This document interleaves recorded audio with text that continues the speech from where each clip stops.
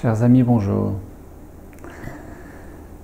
Vous êtes plusieurs à vous interroger et me demander pour le coup, le moment venu, si le processus résidentiel de pause alimentaire pranique n'est peut-être pas préférable au processus à distance via Skype, en ligne, par ordinateur, par interface informatisée, et donc par le biais de cet aspect trop virtuel à votre goût qui fausserait le processus. Eh bien, il n'en est rien, tout simplement parce que l'énergie n'a pas de frontières et que c'est simplement une fois encore notre mental, notre intellect qui pense, comme je le croyais moi aussi il y a quelques années, qu'il y a des choses qu'on ne peut pas faire à distance, et encore moins par ordinateur, par interface vidéo. Eh bien évidemment que si, parce qu'une fois encore, la conscience n'a pas de frontières, l'énergie n'a pas de frontières, et si vous vous posiez encore la question de savoir s'il n'est pas préférable de faire un processus de pause alimentaire pranique résidentiel plutôt que virtuel, plutôt que en ligne via Skype, peut-être un jour via Zoom, avec l'interface Zoom, eh bien évidemment, cela tient à autant d'avantages et d'inconvénients que vous pouvez, vous, constater à votre niveau dans votre cadre de vie, qui fait que pour vous, personnellement, c'est préférable de faire un résidentiel plutôt qu'un processus en ligne, bien évidemment. Parce que vous avez peut-être des contraintes à la maison, parce que vous avez peut-être des enfants à garder, des animaux domestiques à vous occuper, peut-être des animaux de type élevage, ferme, fermier à gérer. Peut-être que vous avez une contrainte minimale professionnelle à gérer, comme actuellement c'est 2 personnes que j'accompagne depuis hier pour un processus de 21 jours et qui sont respectivement professeurs de yoga, professeurs de tai chi et qui ont quelques heures par semaine à assurer, en leur ayant bien signifié que plus ils levaient le pied, mieux c'était pour s'économiser, ne pas s'épuiser, ne pas prendre de risques en voiture, de conduire en pause alimentaire, bien évidemment. Et malgré tout, parfois, il y a quand même des contraintes, des obligations à assurer, assumer, maintenir et gérer. Donc, chacun fait comme il peut, bien évidemment.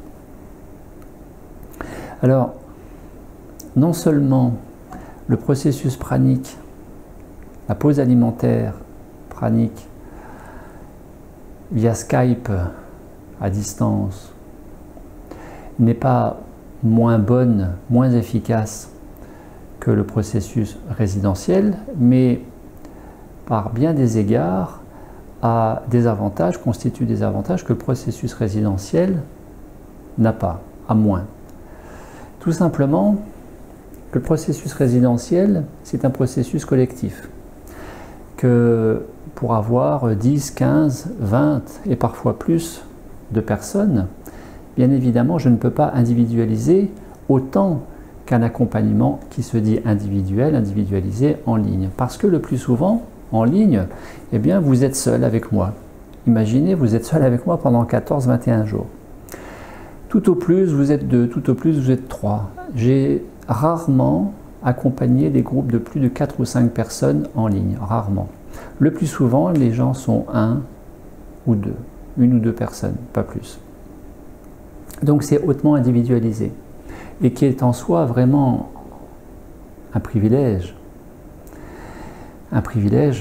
que de vous accompagner et de répondre au plus près de vos attentes, de vos besoins, de vos demandes, de vos envies en termes d'alignement des 4 corps, physique, mental, émotionnel, spirituel, et en termes de comment cultiver cette expansion de conscience en état modifié de conscience, en état non ordinaire de conscience, c'est-à-dire l'état alpha qui témoigne, qui exprime la synchronisation hémisphérale, cerveau gauche, cerveau droit, qui est indispensable pour être relayé au champ unifié quantique et être nourri du champ unifié quantique si tant est que vous soyez aligné. Donc c'est quelque chose qui doit se cultiver pendant ces séances et pratiques, qu'elles soient en résidentiel ou en Skype, et si tant est que vous soyez imprégné du matériau pranique, du matériau énergie universelle de vie.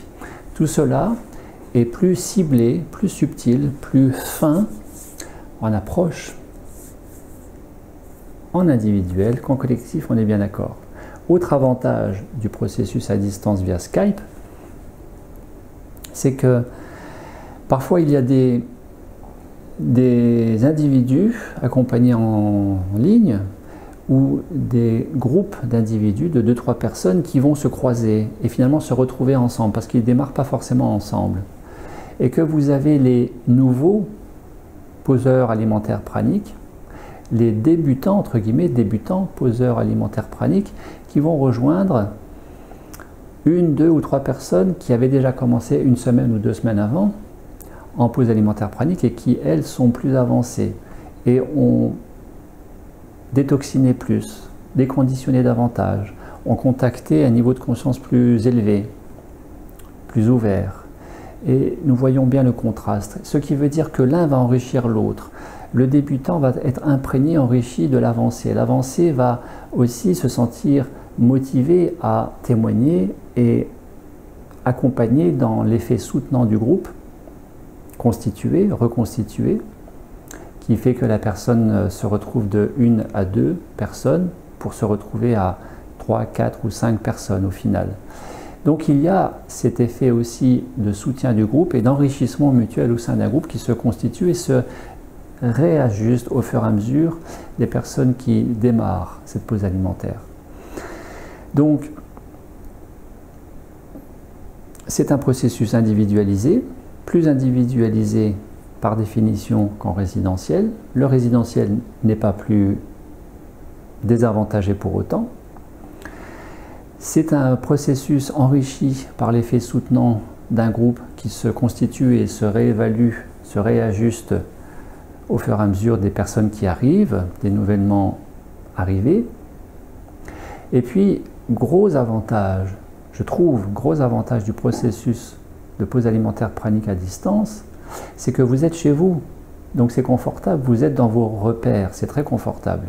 Il y a de toute façon des personnes pour qui le processus résidentiel n'est pas adapté parce que, entre guillemets, elles n'aiment pas le groupe, elles n'aiment pas l'immersion au groupe. Ce sont des personnes qui ont une certaine inhibition face au contact collectif en société, sans parler évidemment, une fois encore, des contraintes, obligations inhérentes à la vie familiale, domestique, professionnelle, à la maison, et qui fait que ces personnes-là doivent rester à la maison. Mais le processus pranique, de pause alimentaire pranique à distance, c'est un processus pranique qui vous fait combiner à la fois la transition et l'intégration. Vous savez que dans une démarche de pause alimentaire pranique, vous avez 3 temps forts. Vous avez une préparation qui vous incombe, le manger moins, manger mieux, manger plus, manger mieux en fonction de votre rapport poids-taille, donc l'IMC, végétaux, pause alimentaire de 24 heures semaine. Ça, c'est la préparation, plusieurs semaines, plusieurs mois auparavant, dans l'idéal, dans le meilleur des cas. Vous avez la transition inhérente à la pause alimentaire en elle-même, et vous avez l'intégration qui est le post-processus pranique, où vous allez intégrer votre transition, vos changements, votre niveau de conscience, votre déconditionnement, sur des aspects limitants, des schémas de pensée, des émotions limitantes, des alignantes, et vous allez intégrer tout ça, un nouveau changement, changement alimentaire, changement d'habitude, pour un nouveau paradigme, une vision nouvelle, rafraîchie de votre conception et de votre rapport à la vie, intégrée à votre quotidien, à votre entourage, à votre environnement. Quand vous êtes en pause alimentaire pranique à distance, vous faites et la transition et l'intégration en même temps, parce que vous avez les factures, vous avez le courrier en boîte aux lettres, vous avez les publicités à la télé, vous avez les magasins autour de chez vous, vous avez les enfants, vous avez les placards qui sont peut-être pleins, le frigo, il y a des gens qui font une pause alimentaire pranique à distance et qui doivent cuisiner pour le mari ou pour la femme, ou pour le chien ou pour le chat, etc., etc. Donc ça veut dire que vous avez un bénéfice certain, un avantage certain par rapport aux poseurs alimentaires résidentiels qui lui est complètement coupé du monde, puisque par définition nous nous retrouvons dans un domaine, dans un gîte, dans un environnement favorable, propice à une véritable coupure. Certaines personnes, bien des personnes, ont besoin de cette coupure parce que ces personnes-là ne se verraient pas faire un processus à distance en restant chez elles. Il y a un temps pour tout et bien évidemment, le processus à résidentiel, le processus à distance présentent chacun dans leur spécificité et des avantages et des inconvénients. Mais c'est sûr et certain que le processus de pause alimentaire pranique à distance a ces trois avantages indéniables. Il est plus individualisé que le collectif résidentiel.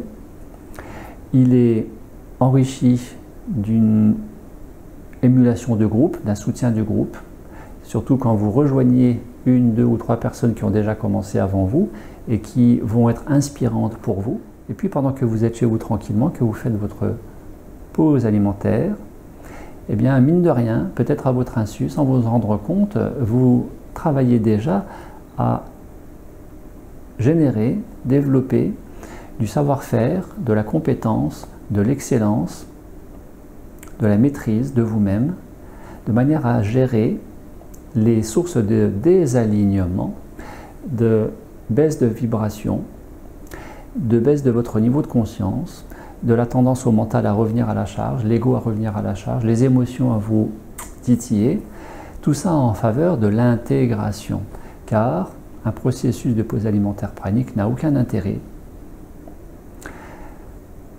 s'il était fait coupé du monde, puisque nous ne sommes jamais coupés du monde, puisque tôt ou tard nous retournons dans le monde.